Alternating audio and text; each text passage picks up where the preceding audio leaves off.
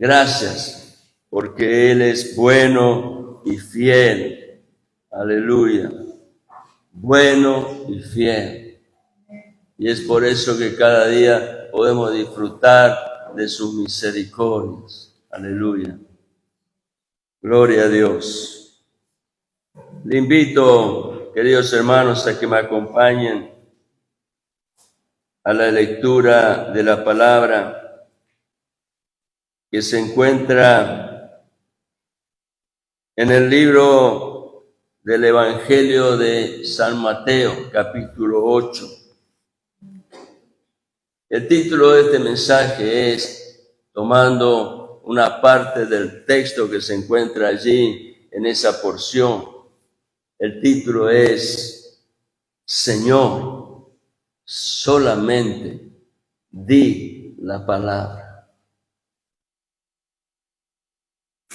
Y dice así la Escritura, palabra de Dios, que la leemos en esta mañana, en el nombre del Padre, del Hijo y del Espíritu Santo.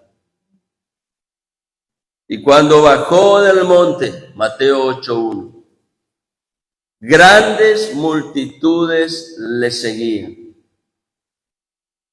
Y he aquí se le acercó un leproso, un hombre necesitado, alguien a quien nadie se atrevía a ayudar, nadie se atrevía a estar cerca de él, por lo que representaba la condición de su cuerpo, algo que parecía ser en aquel tiempo una enfermedad incurable. Y hacía que muchos escaparan de poder tener contacto con el que estaba en esa condición.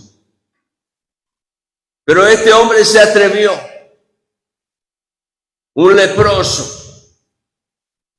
Dice que se le acercó y se postró ante él, diciendo, Señor, si quieres, puedes limpiarme. Él sabía que su necesidad era grande y no cualquiera podía responder a esa necesidad. Él entendía que era necesaria la intervención de alguien que tuviera la capacidad de hacerlo. Y habiendo escuchado de Jesús, en su corazón, él creyó acerca de lo que Jesús representaba en su persona, por la influencia que él ejercía, bendiciendo a muchos, haciendo que muchos realmente destacaran lo que Dios estaba manifestando a través de la persona de Jesús. Y muchos eran cautivados por la palabra en la cual el Señor estaba manifestando la obra de Dios. Y este hombre viene, dice, se postra. Y lo único que atina a decir es, Señor, si quieres, puedes limpiarme. Y esto destaca que en el corazón de este leproso había fe. Él sabía que Jesús lo podía hacer. Él había escuchado. Él sabía del testimonio de Jesús. Y se acerca con esa actitud de un corazón humilde, dispuesto tan solo a confesar lo que su corazón creía, porque él no necesitaba más.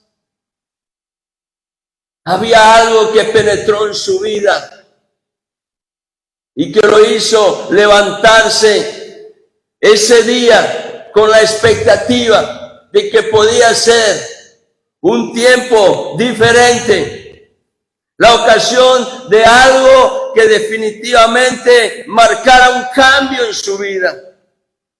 Pero él necesitaba de la intervención de Jesús. Y él no tenía ningún argumento para exigirle que él hiciera algo.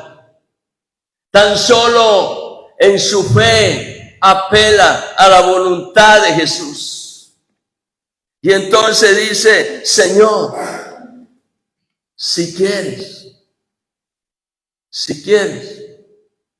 puedes limpiarme.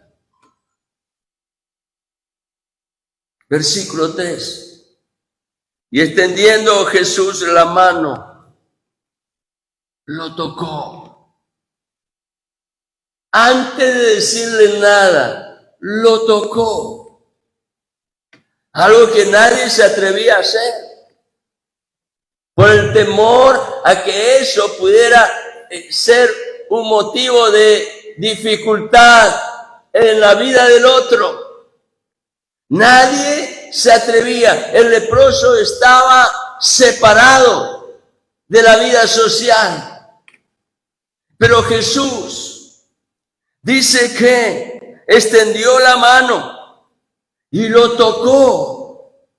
Y entonces, diciendo: quiero. Jesús dice: quiero. Si tú crees, quiero. Jesús dice: si tú crees, quiero. Sé limpio. Sé limpio. Esa era toda la palabra que necesitaba el leproso. Y al instante quedó limpio de su lepra.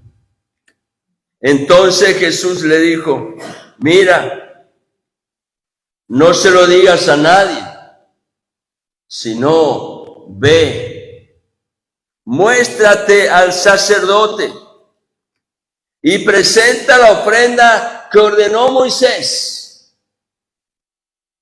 ¿Cómo podía este leproso saber acerca de la ofrenda que alguna vez en el testimonio de la ley de Dios Moisés transmitió a Israel? ¿Cómo podía saber el leproso?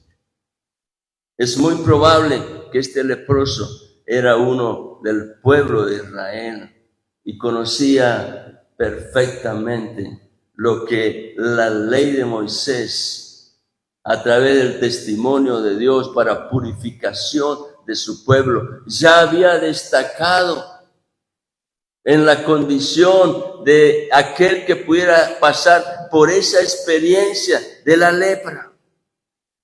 Y Jesús le dice: muéstrate al sacerdote, presenta la ofrenda que ordenó Moisés para que les sirva de testimonio a ellos. Ellos también necesitan saber que la obra de Dios está presente. No se trata simplemente de palabras que el sacerdote podía declarar a causa de la ley de Moisés. Se trataba de algo más, de la presencia real de Dios en medio de la palabra que es manifestada con fe y autoridad.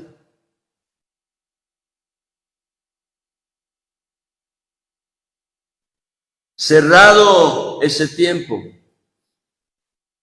la palabra nos muestra que Jesús siguió caminando. Versículo 5. Y cuando entró Jesús en Capernaum, una ciudad ubicada allí en la región de Galilea, se le acercó un centurión, un hombre de condición social diferente al leproso. Pero se acerca con la misma actitud. Y dice: se le acercó un centurión suplicándole y diciendo: Señor, mi criado está postrado en casa, paralítico, sufriendo mucho. El problema no estaba en la vida del centurión, sino que ese problema estaba afectando a alguien que estaba muy ligado al afecto de su corazón. Y era la condición de un hombre que constantemente le servía en su casa, su criado, el cual dice, estaba postrado. Y postrado significa que no podía caminar, no podía andar. Es decir, allí otra vez aclara Mateo en su evangelio, paralítico. Alguien que no podía ejercer movimiento con sus piernas, paralítico, impedido de moverse. Y esto hacía que sufriera mucho. Mi criado está postrado en casa, paralítico, sufriendo mucho.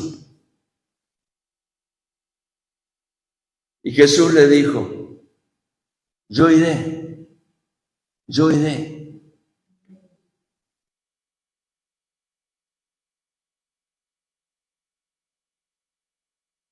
Lo único que el centurión mencionó es la necesidad de su criado.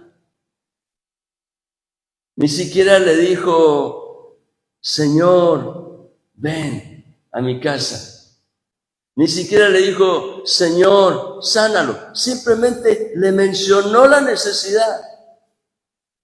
Y Jesús, interpretando el ruego del corazón del centurión, Él le responde, yo iré y lo sanaré.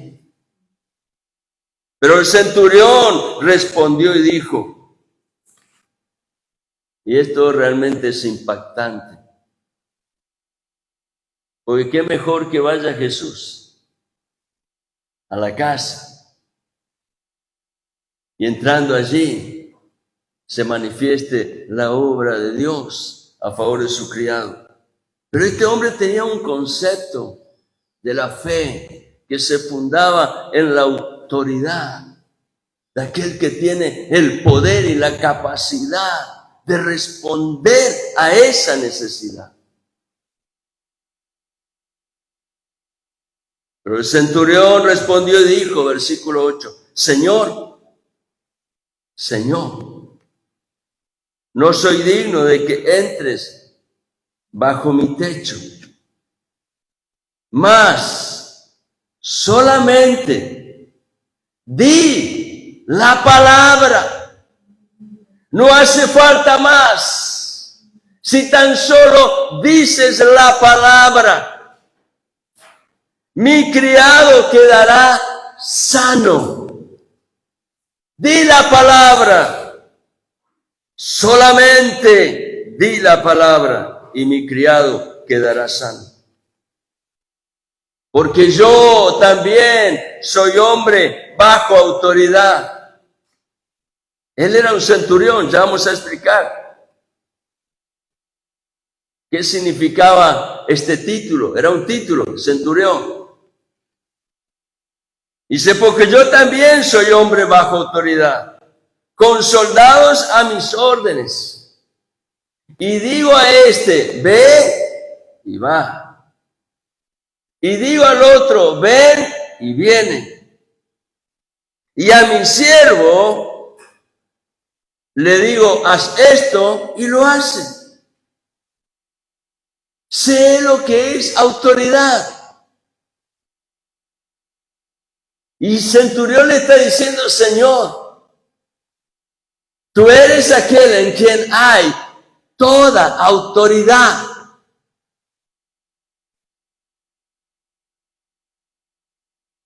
Al oírlo, versículo 10, Jesús se maravilló y dijo a los que le seguían, en verdad os digo que en Israel no he hallado en nadie una fe tan grande.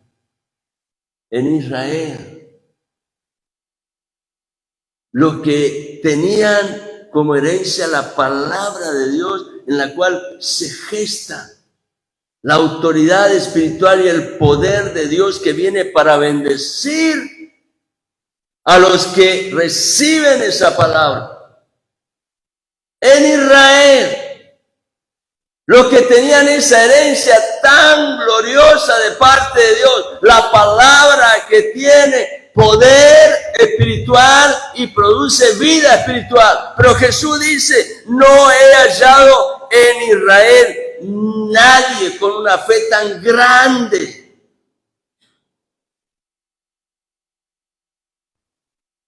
Prepárate, porque si en tu corazón decides atrapar la palabra del Señor, algo precioso va a pasar. Y eso que Dios va a manifestar no está circunscrito al área de lo que tú puedas imaginar o entender. Va a ir mucho más allá. Algo que realmente... Creo que en esto solía usar mucho esa frase. Algo que realmente te va a sorprender. Algo que está solo en el dominio de Dios. Y entonces Jesús dice, versículo 11, y os digo que vendrán muchos del oriente y del occidente, de distintos lugares. Personas que no forman parte de ese pueblo escogido que Dios llamó para darle esa herencia tan rica que es la palabra. Vendrán muchos gentiles del oriente, del occidente, y se sentarán. Está hablando Jesús de un día futuro, en el cual Dios está preparando un evento glorioso. El encuentro de su iglesia con su amado Señor y Salvador. Y en ese evento, dice, se sentarán a la mesa. ¿Con quién? Personas que ya no estaban. Patriarcas de ese pueblo que había sido llamado, escogido, separado por Dios. Como Abraham, Isaac, Jacob, patriarcas. Pero dice que ese día muchos vendrán de distintos lugares y se sentarán a la mesa con ellos en el reino de los cielos. Aleluya. Yo imagino lo que será ese día, encontrarnos con personas como esta. Supongo que lo podremos identificar porque Jesús dice, se sentarán a la mesa con él. Así que sabremos quiénes son ellos. Imagínense estar al lado de Abraham, padre de la fe, amigo de Dios. Al lado de un hombre como Pablo, como Pedro. Y quizás, qué gozo, qué alegría, qué gloria será ver a aquellos que hemos amado en esta vida, compartiendo ese lugar.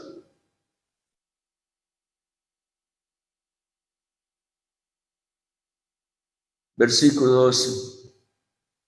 Pero los hijos del reino, y se vuelve otra vez el foco de Jesús hacia Israel.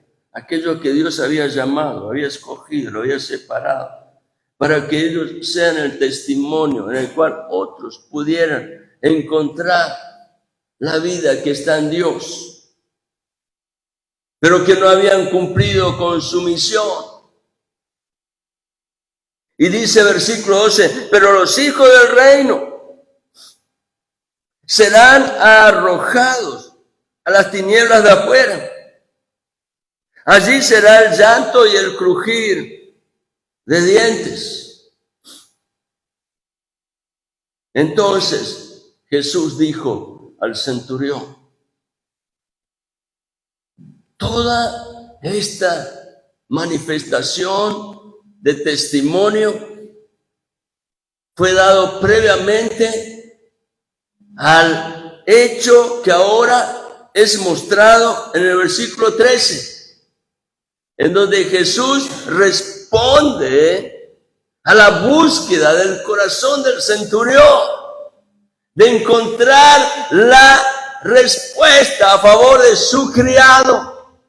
Y entonces Jesús dijo al centurión: vete, así como has creído, te sea hecho. Así como has creído, te sea hecho. No lo sueltes. Si esa fe entró en tu corazón por causa del poder y la autoridad de la palabra, recíbelo. No lo dejes caer en saco roto. Atrápalo. Porque es tu herencia, es mi herencia. No la sueltes. Porque en esa provisión de Dios hay propósito de eternidad. Y Jesús le dice, hablando de esa necesidad en particular, le dice al centurión: vete, así como has creído, te sea hecho. Y yo quiero decirte esta mañana que si atrapas la palabra de Dios, al salir de este lugar, Dios va a estar poniendo en tu corazón esta declaración: así como has creído, te sea hecho. Y el criado, como debía ser, porque la palabra, que es espíritu y es vida, había sido manifestada. Por lo tanto, el criado fue sanado en esa misma hora. Gracias al Señor por su palabra. Amén. Dios es bueno y es fiel. Este pasaje de Mateo capítulo 8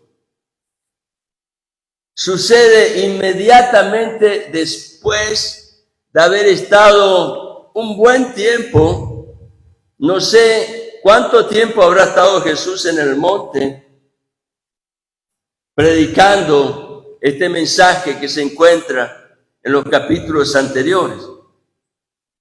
Es un único mensaje. Lean en su casa capítulos 5 al 7 de Evangelio de Mateo, y allí está un único mensaje. Así como esta mañana venimos, nos congregamos, alabamos al Señor, exaltamos su santo nombre y disponemos nuestro corazón para escuchar la palabra, así ocurrió en esa oportunidad. Y el lugar era un monte. Y dice que cuando Jesús subió al monte, se dirigió a las multitudes para enseñarles los principios del reino de los cielos. ¿Queremos conocer los principios del reino de los cielos? Pues allí Mateo capítulo 5 al 7 está. Y después de un largo mensaje, no sé cuánto tiempo lo habrá llevado, pero lo que entiendo es que nadie se dio cuenta del tiempo. Después de un largo mensaje lleno de sabiduría, Jesús les dijo al final de ese mensaje cuál es el principio más importante de la vida. Un principio que está por encima de todos los principios. Y si le damos nosotros atención, atraparemos algo que será muy beneficioso y de mucha bendición para nuestra vida. ¿Cuál es ese principio? El más importante de la vida. Es saber, escuchar y obedecer las palabras que Dios habló. ¿Cuál es la razón del valor de ese principio? ¿Por qué es lo más importante saber escuchar y obedecer las palabras que Dios habló y habla?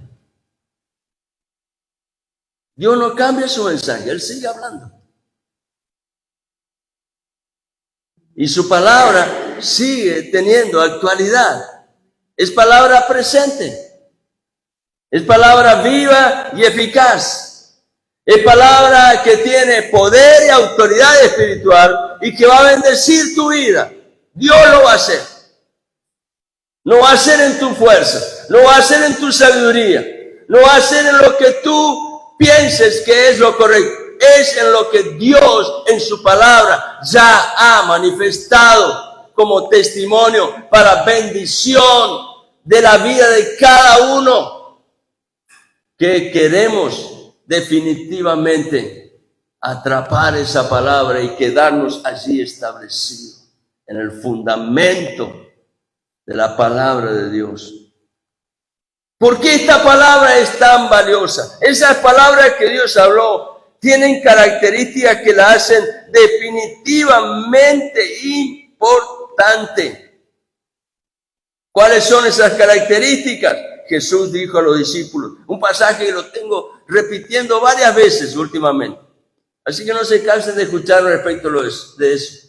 Lo que se repite tiene un valor que en Dios se potencia. San Juan capítulo 6, versículo 63. El Espíritu es el que da vida. ¿Qué es lo que da vida? El Espíritu. Si el Espíritu sale de esta caja, no hay vida dentro de esta caja. La vida está en el Espíritu. El Espíritu es el que da vida. Dentro de tu cuerpo está el Espíritu que da vida. Y ese Espíritu no es cualquier espíritu. Es algo que Dios en el principio sopló. El gran problema del hombre es que al no haber prestado atención al principio, se desconectó de la fuente y el Espíritu murió. ¿Por qué? Porque lo único que nutre al Espíritu es la vida de Dios, por medio de la cual en nosotros experimentamos bendición que sobrepasa todo aquello que el hombre pueda imaginar, y es la vida misma que fluye de Dios. La vida no viene de otro lugar. Podemos respirar, pero si estamos desconectados de la fuente, no hay vida. Olvídate. ¿Estás respirando? Sí. ¿Tu organismo está funcionando? Sí. Pero no hay vida. Porque la vida fluye del Espíritu. Y Jesús dice, el Espíritu es el que da vida. La carne para nada aprovecha. Esta caja es carne, no aprovecha. Un día cuando salga la vida, esta carne se descompone, vuelve al polvo, deja de ser. Hasta que un día, aquellos que murieron en la fe de Jesucristo, ellos podrán contemplar la obra de Dios maravillosa, obrando una transformación que es realmente extraordinaria, en donde aquellos que murieron recibirán un cuerpo nuevo, glorificado, ya no sujeto a la corrupción de esta caja en la cual hoy estamos, que se desgasta y vuelve al polvo. Y los que estén viviendo cuando el Señor vuelva, la palabra dice que este cuerpo va a ser transformado en un cuerpo semejante al cuerpo del Cristo resucitado. La carne para nada aprovecha. Y entonces Jesús señala allí las características de su palabra, la palabra que Dios habló. Y Jesús dice allí al final del Evangelio de Juan 6:63, las palabras que yo os he hablado son ¿qué cosa? Espíritu. Y son, ¿qué cosa? Vida. Jesús lo dijo. Las palabras que yo os he hablado son espíritu y son vida. Y tomando esta expresión que Jesús manifiesta allí, el escritor de Hebreos dice que esa palabra es viva y poderosa. Lo leemos, Hebreos, capítulo 4 y el versículo 12 dice allí, porque la palabra de Dios es viva. ¿Por qué? Porque es espíritu y es eficaz. ¿Por qué? Porque en el espíritu hay poder y más cortante que cualquier espada de dos filos. Penetra hasta dividir, separar el alma y el espíritu, las coyunturas y los tuétanos, y es poderosa para discernir los pensamientos y las intenciones del corazón. ¿Por qué? Porque Dios quiere llevarnos a la experiencia del poder espiritual de la palabra, y es necesario que los pensamientos y las intenciones de mi voluntad sean reconocidos delante de Dios, y Dios pueda alumbrar nuestra vida interior para dirigirnos en esa senda en la cual hay propósito de bendición de parte de Dios. Palabra viva y poderosa. El profeta Isaías también lo destacó muchos años antes de que Jesús declarara esas palabras, porque en el espíritu de la palabra el profeta podía conocer el potencial de la palabra. Y entonces él dice, Isaías 55, versículo 11, les leo la versión de la Nueva Traducción Viviente. Lo mismo sucede con mi palabra. Dios está hablando a través del profeta de Israel. Lo mismo sucede con mi palabra. Así como la lluvia, dice, baja del cielo, riega la tierra y hace que ella produzca fruto. Bendición para el hombre. Entonces, acá en el versículo 11, Dios dice, lo mismo que hace la lluvia con la tierra que riega, es lo que el Dios hace a través de la palabra en el corazón del hombre. La envío y siempre produce fruto. ¿Por qué? Porque la palabra es vida. Logrará todo lo que yo quiero. Si atrapas la palabra, la bendición de Dios es una consecuencia inmediata y prosperará en todos los lugares donde yo la envíe. Ahora, ¿dónde la palabra cae? Donde hay buena tierra. El sembrador, cuando recorre el campo, busca el surco, sabe que ahí está abierta la brecha. Ahí puede caer la semilla. Dios busca corazones dispuestos a recibir la palabra, porque en esa palabra hay espíritu y hay vida. Aleluya. Pablo y Pedro también destacaron en sus cartas, no lo vamos a leer, pero 2 de Timoteo, capítulo 3, versículo 16 y 17, nos habla del potencial de la palabra, escrita por los hombres, pero que tenía el soplo de Dios, inspirada por el Espíritu Santo, a fin de hacer al hombre completo. Y 2 de Pedro, capítulo 1, versículo 21, en donde Pedro declara que los hombres no hablaron por su propia voluntad, sino que fueron guiados por el Espíritu de Dios que obraba a través de la palabra. Estos, Pablo y Pedro, sabían que cada palabra dada por Dios tiene la autoridad de la inspiración, del soplo del Espíritu Santo, y por lo tanto es una palabra que tiene vida espiritual que se manifiesta en el corazón que cree. Las palabras dadas por Dios tienen, no olvidemos esto, autoridad espiritual y producen vida espiritual.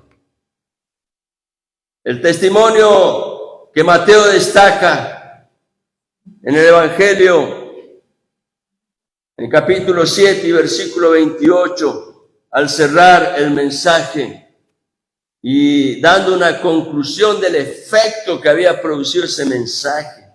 Mateo allí, en capítulo 7 y versículo 28 y 29, dice que la gente, no lo leemos, pero dice así, quizá Manuel lo coloca allí, la gente al escuchar lo que Jesús hablaba, palabra que tiene espíritu y vida, al escuchar la enseñanza de Jesús, se llenaba de asombro. ¿Por qué? Porque ellos entendían que Jesús les enseñaba como uno que tiene autoridad y no como los escribas. La palabra tiene autoridad espiritual. Y cuando tú hablas la palabra con la plena certeza de que esa palabra es de Dios y la recibes como palabra de Dios, lo que tú declaras va a impartir bendición al oyente. Porque es Dios involucrado en la vida del corazón que cree a través del poder de la palabra que está siendo dada. Lo cierto es que los escribas decían un montón de cosas, pero no afectaban la vida de ellos. Cuando Jesús hablaba era diferente. ¿Quiénes eran los escribas? Para conocer un poquito la historia. Eran los que se dedicaban a copiar la ley.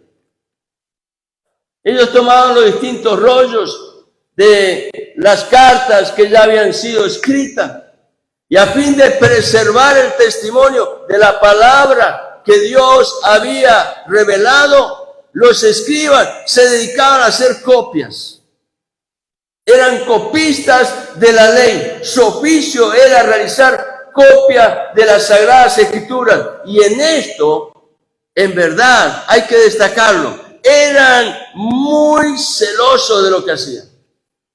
Muy estricto, muy riguroso, al punto que se esmeraban en respetar cada palabra con su signo de puntuación correspondiente, buscando no olvidarse de ninguna letra.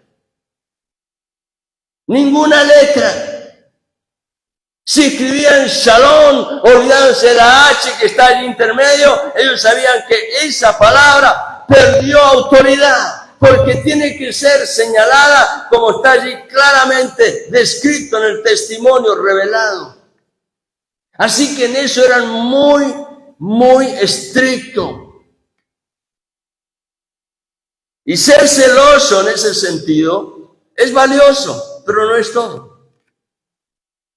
Era tan estricto al hacer su tarea que si erraban en una letra, inmediatamente rompían ese escrito y lo desestimaban para volver a hacer de nuevo. Qué voluntad, qué paciencia. Pero el gran problema de los escribas, y ojalá que nunca sea el nuestro, era que aún conociendo las palabras reveladas, no tenían en cuenta al autor de la palabra. No tenían en cuenta a Dios. Y Dios es el autor de las Escrituras. Por lo tanto, los escribas, en esa actividad que realizaban, se aplicaban a observar estrictamente el texto de la letra, pero dejaban de lado la enseñanza del Espíritu Santo a través de la palabra y no la aplicaban a sus vidas. Pero Jesús tenía autoridad porque Él mostraba en su conducta una actitud muy diferente. Para Jesús, la relación con el Padre se basaba en este punto fundamental, en la obediencia a la voluntad del Padre. Y no es que Él era menor en poder y en autoridad que el Padre, simplemente que Él entendió perfectamente al tomar forma de hombre que su misión era sujetarse a la obra que el Padre le había encomendado. En una oportunidad Jesús dijo, Evangelio de Juan, capítulo 6, versículo 38, y lo vuelvo a leer en la Nueva Traducción Viviente. Pues he descendido del cielo para hacer la voluntad de Dios, quien me envió, no para hacer mi propia voluntad. El Espíritu Santo que inspiró al escritor del libro a los Hebreos, declara en el capítulo 10, hablando acerca del testimonio de Jesús, capítulo 10 de Hebreo, versículo 7, en la Nueva Traducción Viviente. Luego dije, aquí estoy, oh Dios. El que habla es Jesús. Lo que hace el escritor de Hebreo es revelar el pensamiento de Jesús. Luego dije, aquí estoy, oh Dios, he venido a hacer tu voluntad, como está escrito acerca de mí en las Escrituras.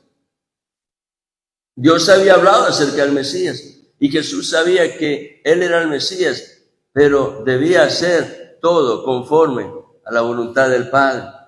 En el mismo capítulo 10 de Hebreo, el versículo 9, el escritor sigue señalando aquello que formaba la esencia del pensamiento de Jesús.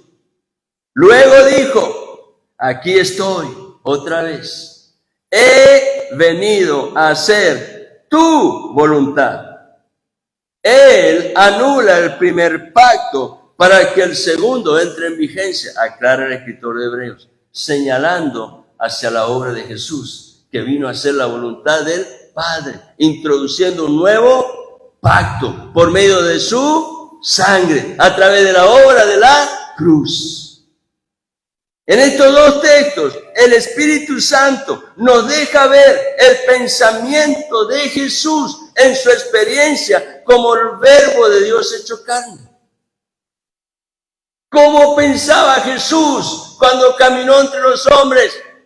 Pues aquí está, destacado en la palabra, lo cual Jesús mismo dio testimonio. Ambos textos destacan que la voluntad de Jesús estuvo siempre sujeta a la voluntad del Padre. Él dijo, aquí estoy, he venido a hacer tu voluntad.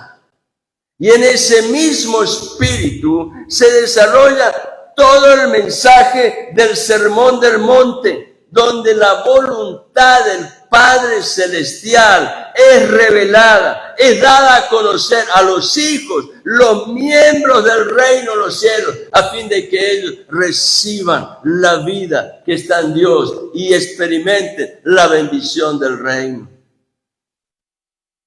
Los capítulos 5 al 7 de Mateo tienen un escenario fundamental. El mensaje se desarrolla en un lugar alto. El monte es un lugar alto. Hay que subir. No se llega fácilmente. Hay que ponerle ganas. Hay que vencer obstáculos. El monte es un lugar alto, pero la bendición está en que en el lugar alto allí encontramos el símbolo que representa la presencia de Dios y podemos comunicarnos íntimamente con el corazón del Padre. Jesús lo enseñó cuando Él mostró a los discípulos el modelo de oración. ¿Cómo empieza Jesús su modelo de oración? Padre nuestro, que estás ¿dónde? En los cielos. Hacia allí tiene que acudir el alma del hombre. Buscar el lugar alto, morada permanente de la presencia de Dios. La presencia de Dios siempre es representada por un lugar alto. Él es Dios que mora en el trono que está en los cielos. Cuando buscamos a Dios, y acaba el asunto, y nos congregamos como iglesia, nos estamos acercando en oración y alabanzas al lugar de su misma presencia. Estamos subiendo al monte, yendo hacia ese lugar alto, donde la presencia de Dios llenará todo vacío de la existencia humana. En la presencia de Dios siempre hay palabra de Dios. Y somos bienaventurados en estar esta mañana en la presencia de Dios, porque allí la palabra de Dios viene al corazón y esa palabra es espíritu y es vida. Pero la realidad nos enseña que cuando esta mañana cerremos este culto, nos despedimos, nos abrazamos, el amor del Señor, nos bendecimos con la paz de Dios, saldremos y tendremos que volver a lo cotidiano, bajar del monte para ir al valle. Cuando bajamos del monte, inevitablemente vamos a pasar por el valle de las necesidades. Capítulo 8 de Mateo refleja ese evento.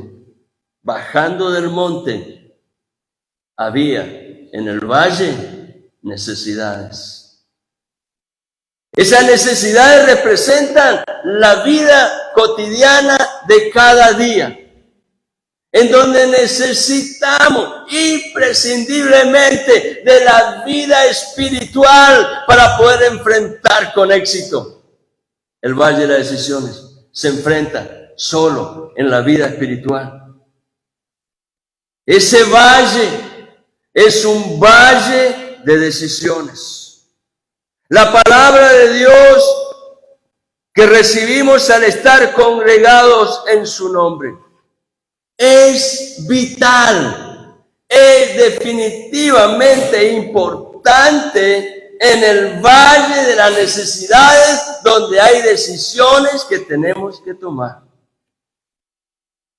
En ese contexto se desarrolla el capítulo 8 de Mateo, el cual ya hemos estado hablando.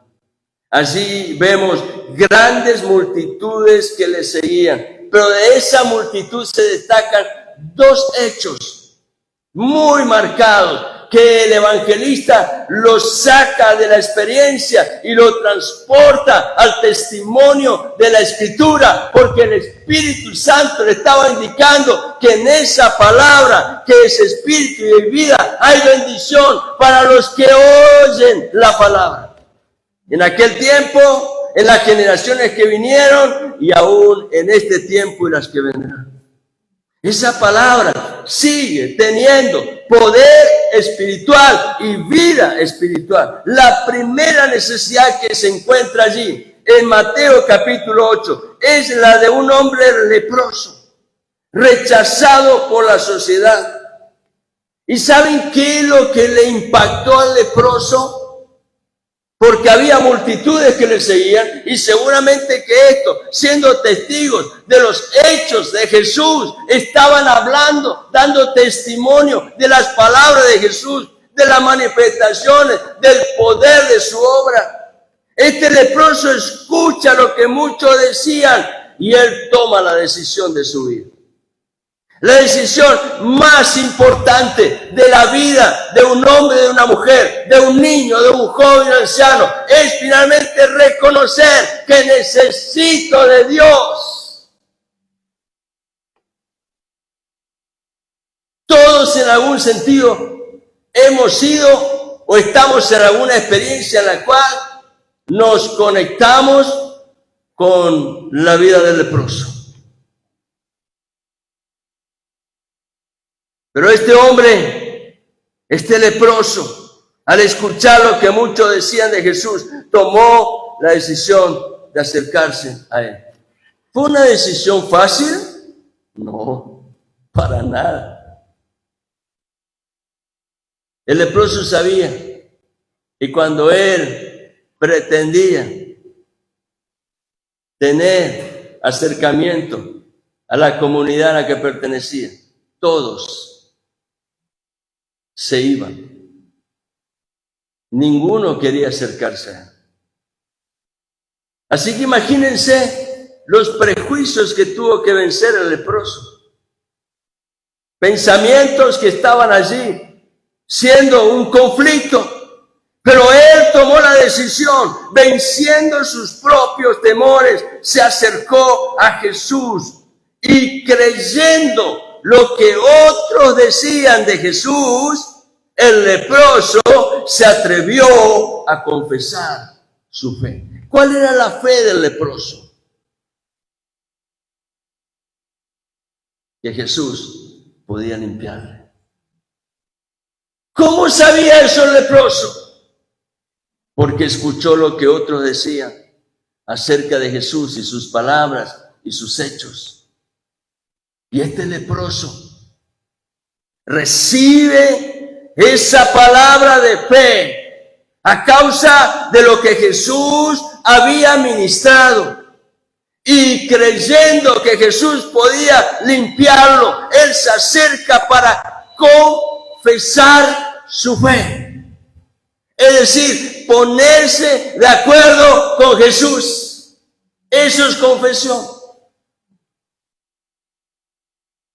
Y en esa confesión vemos a un hombre humilde y reverente que se postra ante el Señor y le dice: Señor, Señor, si quieres,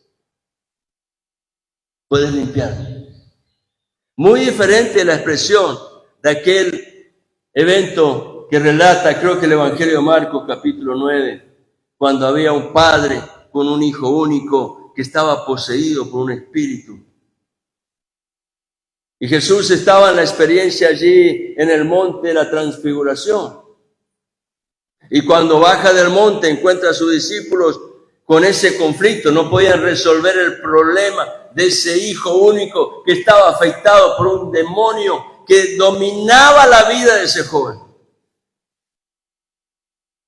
Y cuando el padre se acerca, le dice a Jesús: si puedes, te ruego. Por eso Jesús le dice: lo importante es no si yo puedo, si tú crees.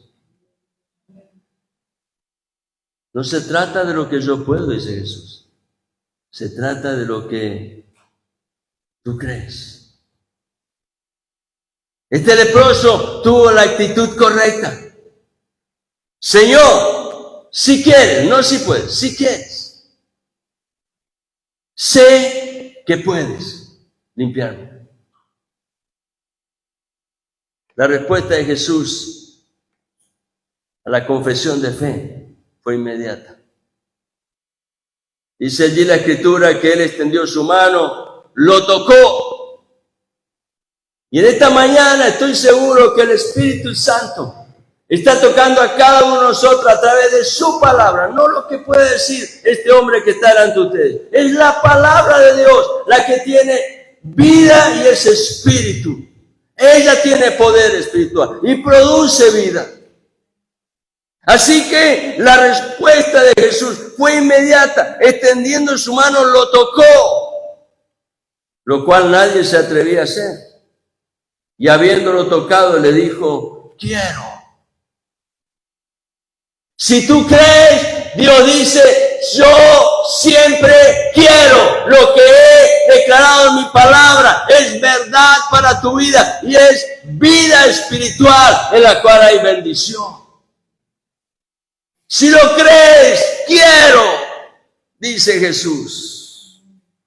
Y al instante la lepra desapareció de su cuerpo.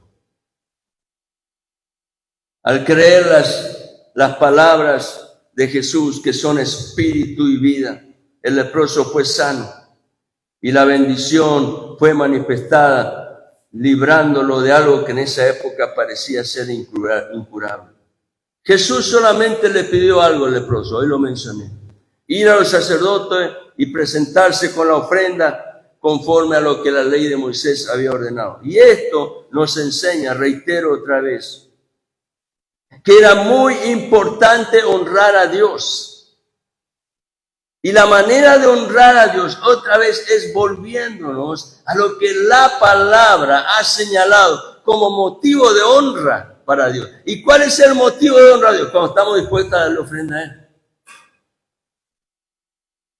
Una ofrenda no significa precisamente meter la mano en el bolsillo y dar plata. Implica eso. Pero es más que eso. Es la ofrenda del corazón. De algo que se brinda de mi vida interior.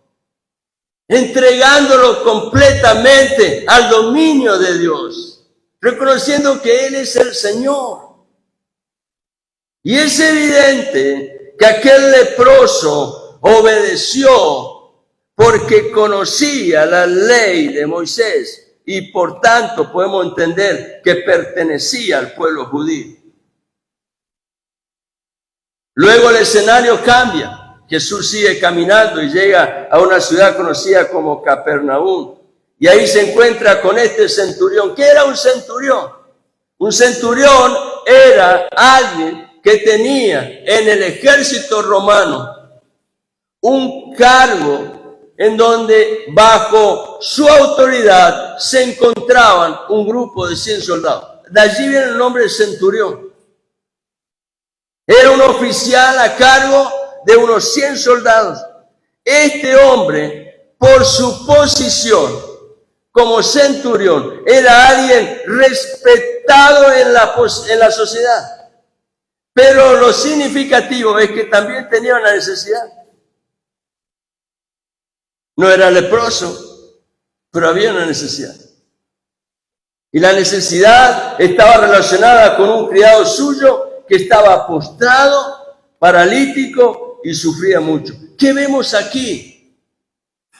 Que en esa fe, a causa de lo que Dios está manifestando, nuestro corazón se mueve a compasión y anhelamos que esa bendición de Dios que fluye a través de la palabra pueda también alcanzar a nuestro prójimo que está en necesidad.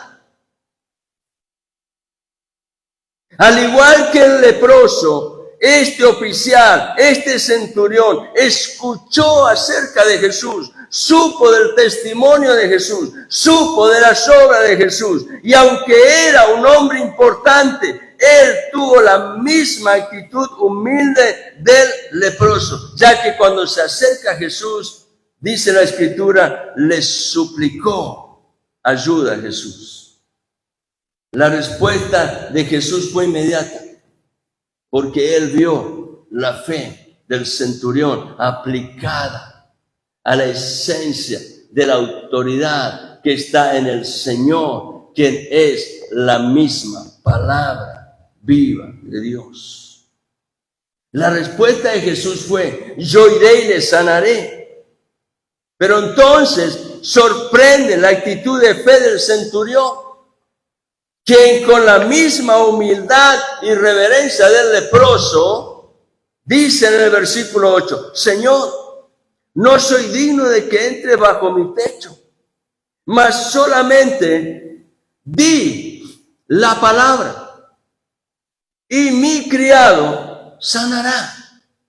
Di la palabra y mi criado sanará. Señor, di la palabra y mi matrimonio será restaurado. Señor, di la palabra y mis hijos serán libres. Señor, di la palabra y mi hogar estará bajo la bendición y la cobertura del Todopoderoso. Di la palabra y aquello que en mi cuerpo yo necesito sea manifestado por tu poder. Tú lo harás. Mi criado sanará. Y el centurión justificó la razón de su fe. Él no estaba pensando como quizás hoy, si alguien le dice a la ama de casa, a la señora de la casa, hoy viene Jesús. Creo que todas en ese sentido son iguales que Marta. Inmediatamente se pondrían afanosas a hacer todo lo que hay que hacer. Yo creo que el conflicto del centurión no pasaba por eso. El conflicto del centurión no estaba en ese aspecto. Lo que había en él era una afirmación de algo que para él significaba motivo de seguridad y era lo que representaba la autoridad de la palabra. El centurión justifica la razón de su fe diciéndole que él conocía perfectamente lo que es la autoridad. Y por lo tanto, creyendo al testimonio de Jesús, él está diciendo, Señor, tú tienes toda autoridad. Si tú solamente dices la palabra, sé que será hecho. Reconozco tu autoridad, le dice el centurión, y me sujeto a tu autoridad y voluntad. Y entonces el versículo 10 declara que Jesús quedó admirado, asombrado y dijo, no he hallado en Israel una fe tan grande. Aquel centurión, a diferencia del leproso, era un gentil. Era alguien que estaba siendo parte del ejército del Imperio Romano que dominaba en ese tiempo. Él no conocía mucho de la ley de Moisés. Probablemente no entendía nada, por eso Jesús no le pide que hagan nada. Simplemente responde a la fe de ese hombre. Pero si hay algo que en verdad se da a conocer a través del corazón del centurión, es que confiaba en la autoridad de Jesús y en esa fe él pudo ver la bendición en la vida de su siervo. Y en consecuencia, Jesús respondió al centurión, versículo 13, que sea hecho conforme a tu fe. Estoy cerrando este mensaje. Ambas necesidades, la de un leproso y la de un paralítico, fueron respondidas por Jesús. Y son evidencia que para Jesús no hay diferencia de posición social.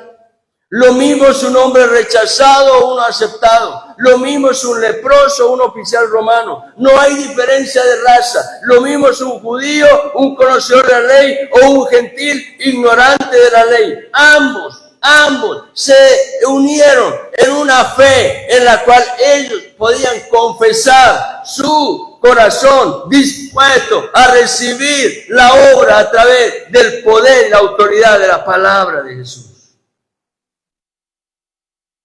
Ellos escucharon la noticia acerca de Jesús, creyeron en el Señor y sus palabras, se humillaron y recibieron la bendición. Por cuanto creyeron la palabra, la confesaron. Ambos, el leproso y el siervo del centurión, fueron sanados. Ellos recibieron la bendición y son ejemplos de lo que es necesario imitar. Ahora termino el mensaje con este pasaje. Por favor, acompáñenme en el libro de Romanos, capítulo 8. Romanos capítulo 10. Romanos capítulo 10. Versículo 8 al 11. No sé si podemos cerrar este culto con una alabanza, ¿sí? Por favor, si pueden acompañar, hermanos. Romanos capítulo 10, versículo 8 al 11. Dice la Escritura, mas, ¿qué dice?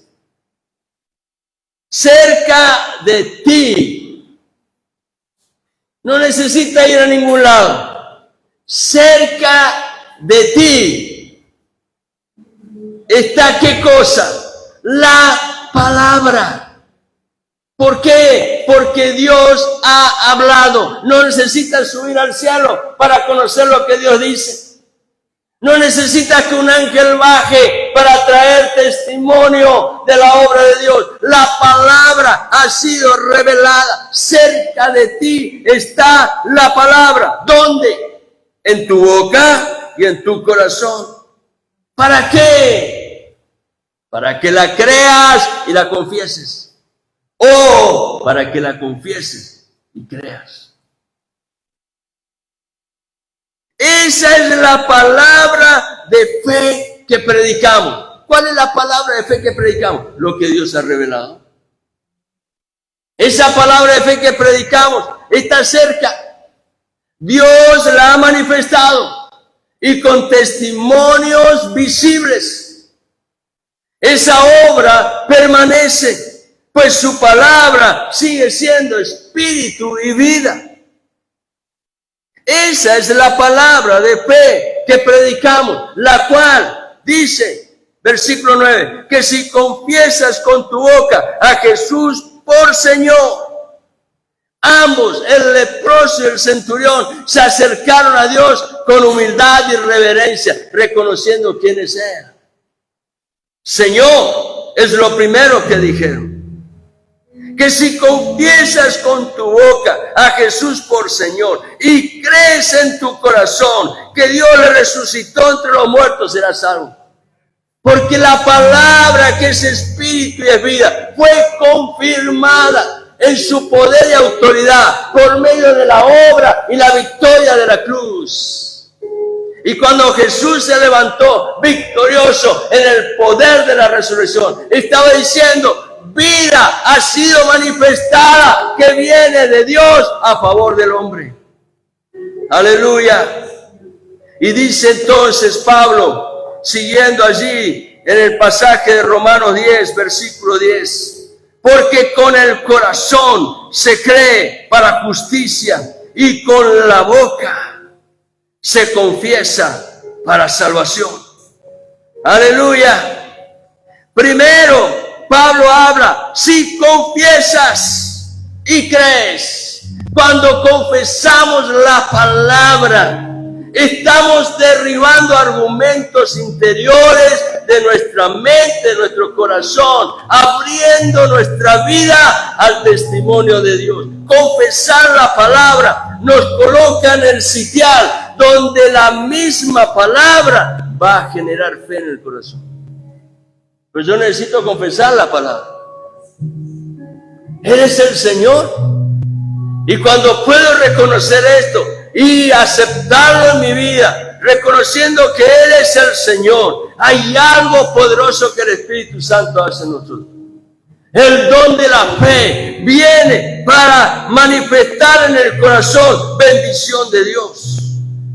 Y a través de esa fe, el corazón puede hablar acerca del testimonio de Dios. Y a causa del testimonio de Dios tendremos nuevas oportunidades para confesar quién es el Señor que obra salvación en nuestras vidas.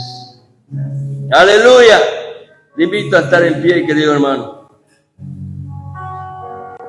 Romanos capítulo 10 nos da testimonio que la palabra sigue estando vigente. No ha perdido actualidad. Es palabra viva. Su poder y autoridad no han cambiado.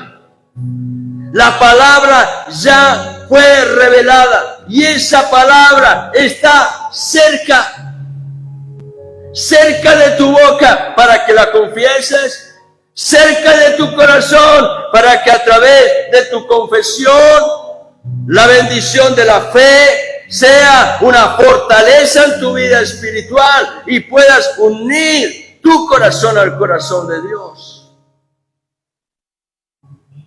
Esa palabra está cerca, al alcance de cualquiera que quiera oír. Esa es la palabra de fe que predicamos. Palabra fiel y eterna que no cambia. Aleluya. Señor, oramos en esta mañana. Señor, recibo tu palabra. Recibo tu palabra, Señor. Pues tú has hablado. Señor, tu palabra ha sido revelada. La recibo, Señor. Y confieso. Me pongo de acuerdo contigo, Señor, que en tu palabra hay poder espiritual y vida, la cual se manifiesta en bendición sobre esta necesidad que hoy presento delante de ti. Tómate tu tiempo y presenta esa necesidad delante de Dios. Pero que tu confesión sea respecto de la seguridad que hay en la palabra, que es espíritu y es vida. Y en esa palabra cree. Señor, tú eres el dueño de la vida. Y por tu palabra creemos que es hecho lo que en tu voluntad ha sido establecido. Hoy, Señor, encomiendo mi vida en tus manos y suelto delante de ti toda carga. Hazlo en esa fe que estás confesando por la palabra del Dios vivo. Suelto delante de ti toda carga y recibo por tu palabra lo que tú harás en mí. Señor, glorifica tu nombre en la obra de tus manos. Oro en esta mañana con acción de gracias en el nombre de Jesucristo el Señor. Amén y amén. Aleluya.